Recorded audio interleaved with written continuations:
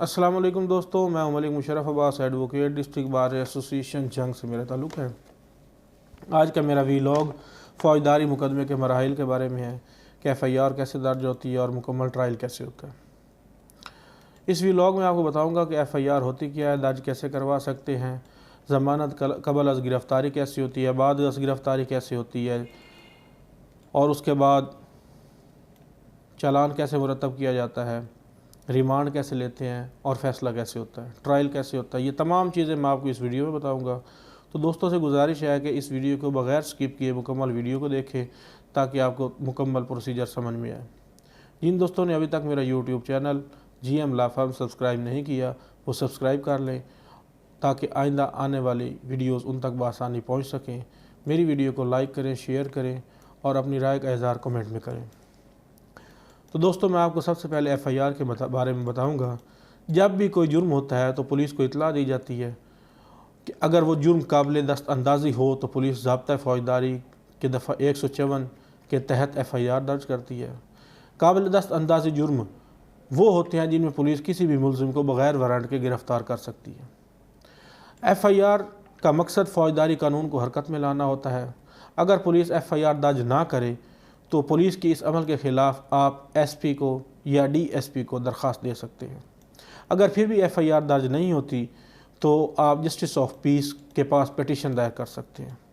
ये पटिशन ज़ाब्ता फ़ौजदारी की दफ़ा 22A और 22B के तहत दायर की जाती है। जस्टिस ऑफ पीस के इख्तियारात सेशन जजेस के पास होते हैं, मतलब कि दरख्वास्त सेशन जज के पास दायर होगी और सेशन जज पुलिस को डायरेक्शन देगा कि इस वक़ूअ की FIR दर्ज करें। इसके अलावा आपके पास इस्तग़ासा यानी प्राइवेट कंप्लेंट का दरवाज़ा हर वक्त खुला होता है, चाहे वो जुर्म काबिल दस्तअंदाज़ी हो या नाकाबिल दस्तअंदाज़ी हो। इसके मुतालिक आप प्राइवेट कंप्लेंट के मुतालिक इलाका मजिस्ट्रेट को दरख्वास्त दे सकते हैं। FIR दर्ज होने के बाद सबसे पहला मरला होता है कि अगर मुलजिम गिरफ़्तार नहीं हुआ और वो समझता है कि वो बेगुनाह है, उसके ऊपर झूठा मुकदमा दर्ज हुआ है, तो वो कबल अज़ गिरफ़्तारी ज़मानत दायर करता है। FIR दर्ज होने के बाद अगर शख्स समझे कि मैं झूठा मेरे ऊपर जानबूझकर FIR दर्ज करवाई गई है या झूठा मुकदमा दायर किया गया है और वो अपनी बेगुनाही साबित करना चाहता है, तो वो सेशन जज के पास ज़मानत कबल अज़ गिरफ़्तारी दरख्वास्त ज़ाब्ता फ़ौजदारी की दफ़ा 498 के तहत दायर कर सकता है और गिरफ़्तार होने से बच सकता है। अब मैं आपको बताऊंगा तफ्तीश क्या है। FIR दर्ज होने के बाद पुलिस दफ़ा 156 के तहत उसके मुतालिक तफ्तीश शुरू कर देती है, जाए वक़ूअ पर जाकर सबूत इकट्ठे करती है और दफ़ा 161 के तहत तमाम गवाहों के बयानात कलमबंद करती है। अगर मुलज़मान गिरफ़्तार हो जाए, मुलज़मान की गिरफ़्तारी, पुलिस के पास इख्तियार है कि वो दौरान तफ्तीश काबिल ज़मानत या नाकाबिल ज़मानत केस में मुलज़मान को गिरफ़्तार कर सकती है। इसके अलावा दफ़ा 169 के तहत पुलिस के पास इख्तियार है कि वो किसी भी मुलजिम को बेगुनाह पाकर छोड़ भी सकती है। मजिस्ट्रेट के सामने पेशी, तफ्तीश के दौरान पुलिस 24 घंटों के अंदर गिरफ़्तार शुदा मुलज़मान को इलाका मजिस्ट्रेट के सामने पेश करने की पाबंद होती है। जब पुलिस गिरफ़्तार मुलज़मान को मजिस्ट्रेट के सामने पेश करती है तो उस वक्त तक की गई तफ्तीश भी मजिस्ट्रेट के सामने पेश करती है और अगर 24 घंटों में तफ्तीश मुकम्मल ना की गई हो तो जिस्मानी या जुडिशल रिमांड की दरख्वास्त दी जाती है और दूसरी जानिब मजिस्ट्रेट के सामने पेशी पर मुलजिम ज़मानत बाद अज़ गिरफ़्तारी के लिए दरख्वास्त दे सकता है। रिमांड क्या होता है? रिमांड दो तरह का होता है। जब पुलिस ने मुलजिम से कोई बरामदी करनी हो तो दफ़ा 167 के तहत जिस्मानी रिमांड की दरख्वास्त करती है कि मुलजिम को वापस पुलिस के हवाले किया जाए। अगर पुलिस को मुलजिम की हिरासत की ज़रूरत ना हो तो वो दफ़ा 344 के तहत रिमांड जुडिशल की दरख्वास्त करती है। ज़ाब्ता फ़ौजदारी की दफ़ा 167 के तहत जिस्मानी रिमांड की ज़्यादा से ज़्यादा मियाद 15 दिन होती है, लेकिन मजिस्ट्रेट कभी भी 15 दिन का जिस्मानी रिमांड नहीं देता, बल्कि 2-2, 4-4 दिन का रिमांड देता है। मिसाल के तौर पर अब अगर 2 दिन का रिमांड दिया गया है तो पुलिस उस शख्स को 2 दिन के बाद दोबारा मजिस्ट्रेट के सामने पेश करेगी। उस दौरान जो भी तफ्तीश होती है वो मजिस्ट्रेट के सामने रखेगी और दोबारा रिमांड के लिए दरख्वास्त करेगी। इस तरह वक्फे वक्फे से मजिस्ट्रेट टोटल 15 दिन का जिस्मानी रिमांड मुलजिम को पुलिस के हवाले कर सकता है। अगर रिमांड की दरख्वास्त देते वक्त मजिस्ट्रेट को लगे कि पुलिस ने कोई ख़ास कार्रवाई नहीं की या तफ्तीश नहीं की तो मजिस्ट्रेट जिस्मानी रिमांड नहीं देता, बल्कि मुलजिम को जुडिशल रिमांड पर जेल भेज देता है।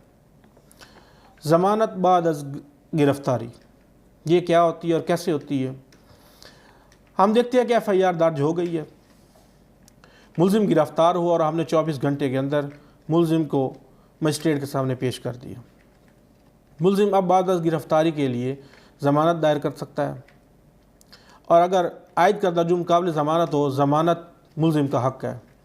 नाकाबिल ज़मानत जुर्म में अगर मुलजिम बेगुनाह हो और उसके ख़िलाफ़ कोई ठोस सबूत भी मौजूद ना हो और मज़ीद तफ्तीश की ज़रूरत हो तो भी मुलजिम को ज़मानत मिल सकती है।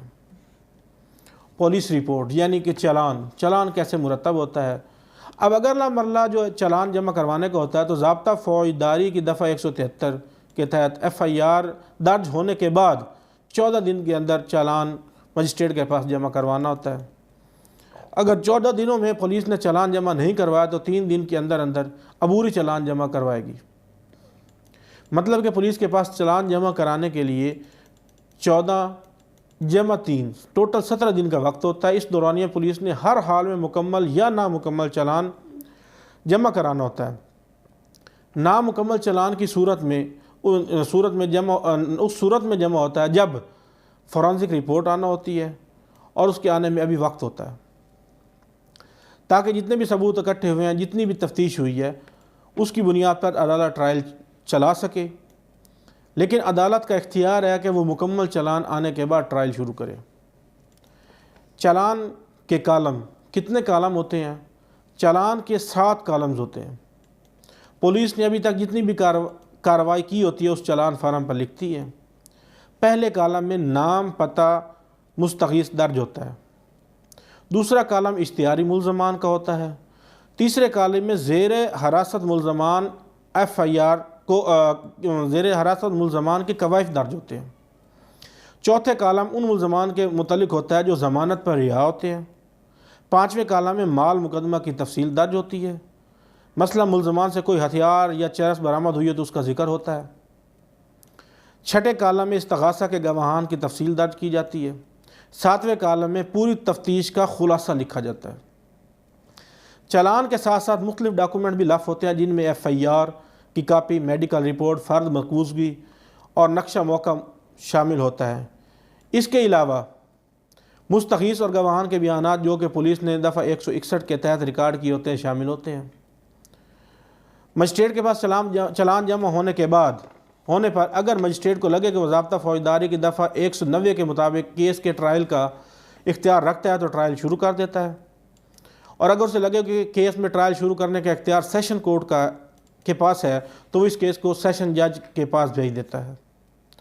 ज़ाब्ता फ़ौजदारी में दोनों अदालतों के ट्रायल की अलग अलग वजाहत की गई है, लेकिन यहाँ हम ट्रायल को आम नुक्ता नज़र से देखेंगे।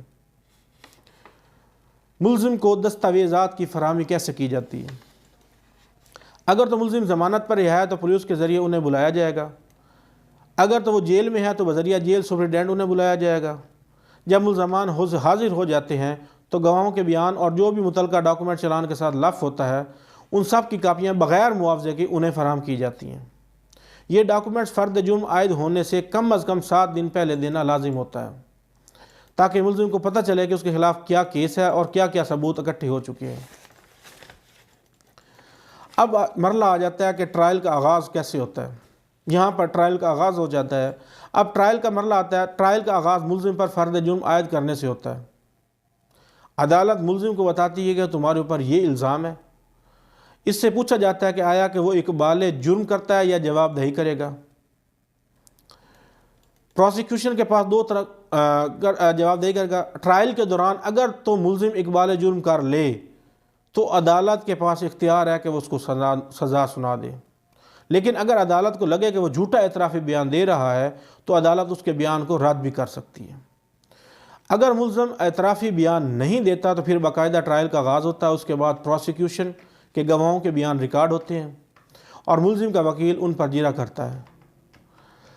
प्रोसिक्यूशन के पास दो तरह के गवाह होते हैं। एक तो प्राइवेट गवाह होते हैं जो कि मुस्तगीस के गवाह होते हैं, मसलन चश्मदीद गवाह वगैरह। दूसरे पुलिस के गवाह होते हैं, जैसे कि FIR दर्ज करने वाला पुलिस अफसर। जब प्रोसिक्यूशन के गवाहान के बयानात रिकॉर्ड हो जाते हैं तो उसके बाद मुल्ज़िम का 324 का बयान रिकॉर्ड किया जाता है, और 342 का बयान रिकॉर्ड किया जाता है, जो कि हर हाल में लाजिम है। मुल्ज़िम से मुख्तलिफ सवाल पूछे जाते हैं। मसलन उससे पूछा जाता है कि आपके ख़िलाफ़ केस क्यों बनाया गया है, यह गवाह आपके ख़िलाफ़ गवाही क्यों दे रहा है। मुल्ज़िम इन सवालों का अमूमन यही जवाब देता है कि मेरे ख़िलाफ़ झूठा मुकदमा बनाया गया है और मैं एक बेगुनाह हूँ। इसके अलावा मुल्ज़िम से पूछा जाता है कि वो अपनी सफाई में कोई डॉक्यूमेंट्स या कोई गवाह पेश करना चाहता है। इन सवालों में एक सवाल ये भी शामिल होता है कि क्या वो अपने हक़ में गवाही देना चाहता है। अगर वो कहे कि मैं अपना गवाह बनता हूँ तो 340 के तहत वो हलफ उठाकर अपने ही गवाह के तौर पर पेश होता है और प्रोसिक्यूशन इस पर जिरा करती है। लेकिन आम तौर पर मुल्ज़मान 340 के तहत अपना गवाह नहीं बनते और ना ही अपने हक़ में कोई गवाही पेश करते हैं, क्योंकि अगर वो अपना ही गवाह खुद बने या अपने हक़ में कोई और गवाह पेश करे तो मुखालिफ वकील उस पर और उसकी गवाह पर जिरा का हक़ होगा और इस जिरा में मुल्ज़िम फंस सकता है। आखिरी मरला आ जाता है बहस का। इस मरले में आर्गूमेंट्स आते हैं और दोनों अतराफ़ से दोनों पार्टीज़ के वकील बहस करते हैं। बहस करने के बाद फ़ैसले का वक्त आता है। अदालत केस के मुतालिक फ़ैसला सुनाती है। फ़ैसले के लिए ज़रूरी है कि जज पहले उसे लिखे, फिर उस फ़ैसले को अदालत में सुनाए। फ़ैसले में मुजरिम को बरी कर दिया जाता है या सज़ा सुनाई जाती है। अगर तो फ़ैसला उसकी सज़ा का है तो मुल्ज़िम को अपील दायर करने के लिए उस फ़ैसले की एक नकल बिला उजरत दी जाती है। उम्मीद करता हूँ कि आज का व्लॉग आपको पसंद आया होगा। वस्सलाम।